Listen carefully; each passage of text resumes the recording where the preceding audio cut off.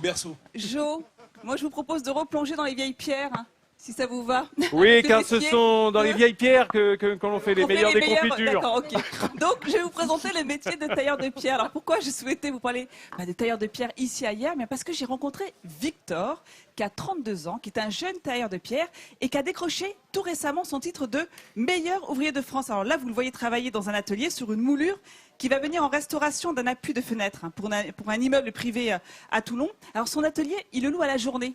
Alors, au début par manque de moyens, puis il s'est rendu compte que c'était très pratique. Ça lui permettait d'être flexible, de ne pas avoir à sa charge un atelier, le loyer d'un atelier tous les mois. Et résultat, il peut proposer ses services à des prix défiant toute concurrence. Et il travaille surtout la pierre de Beaulieu, qui est un calcaire très tendre. Donc son cœur de métier, c'est vraiment la rénovation, la restauration du patrimoine.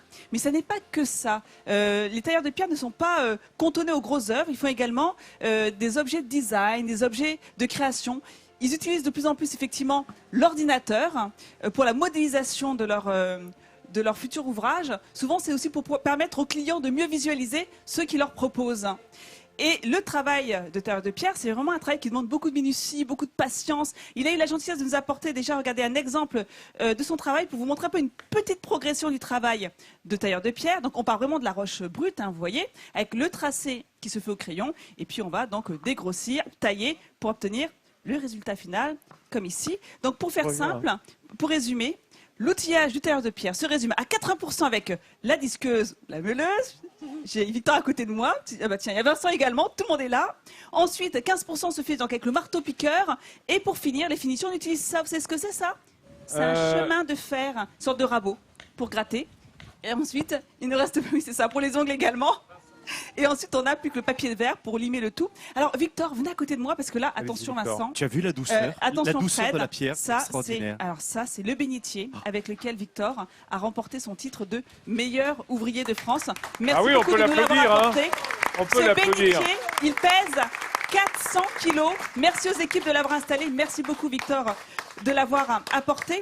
Alors, que représente pour vous ce titre de meilleur ouvrier de France? Déjà, c'est une fierté de faire partie de cette grande famille de meilleurs ouvriers de France. C'était un challenge pour moi et c'est une façon de porter le métier au niveau de l'excellence. Voilà, c'est ce que demandent les meilleurs ouvriers de France, de porter le métier au plus haut, quoi. Donc voilà, c'est... Victor, il y a un détail que j'adore. Viens, regarde Antoine ce qu'il y a à l'intérieur. Il y a la grenouille de bénitier, voilà, qui est à l'intérieur du bénitier. Alors, ça se démonte. Et qu'est-ce que ça cache, Victor? Ça cache le boulon qui permet de démonter complètement le bénitier qui est en 3 morceaux. Voilà. Alors, je tiens quand même à Oui, rappeler, bien sûr qu'elle y est. Vincent, je tiens à rappeler quand même que sur les 30 qui se sont présentés au concours de meilleur ouvrier de France cette année en tailleur de pierre, ils ne sont que 3 à avoir été décorés, dont Victor Ça ne ici fait que présent. Et je ne sais pas si vous montrer la avez qualité, hein. déjà vu une médaille de meilleur ouvrier de France. On a une, on a cette chance de l'avoir avec Victor. Regardez, on a l'équerre et le compas, les signes du compagnonnage. Et on a aussi en image d'autres travaux sur lesquels vous avez également travaillé. On va les voir. Alors, est-ce que vous pouvez nous les commenter, Victor? Oui, ça c'est une façade qui est juste en dessous du cinéma. Donc on a restauré en partenariat avec l'entreprise Eiffage. Ça c'est une porte en arc plein cintre qui est rue Massillon. Où on a changé une paire de voussoirs. Voilà, c'est ce printemps. Et puis ça, c'est un projet sur une des portes médiévales. Donc on va changer une partie de la moulure qui est au-dessus de la porte. Voilà. Alors c'est bien la restauration, la rénovation dans le métier de tailleur de pierre, mais ça n'est pas que ça. Et ça, vous y tenez, hein. Il faut dépoussiérer l'image que l'on peut avoir du métier de tailleur de pierre. Oui, c'est ça.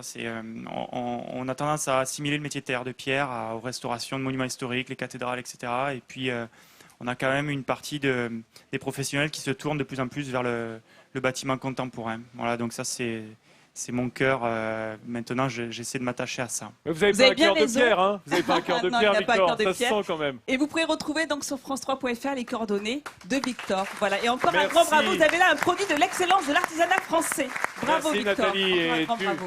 tu rappelles comme ça que Midi en France est très attaché aux meilleurs ouvriers de France. Hein. C'est notre travail de montrer l'excellence de l'artisanat à la française. Et là, on en a une illustration formidable avec cette verticalité entre le passé des tailleurs de pierre. Hein. Ça nous évoque tous les cathédrales, les grandes églises du Moyen-Âge et cette modernité dans le travail de Victor aujourd'hui.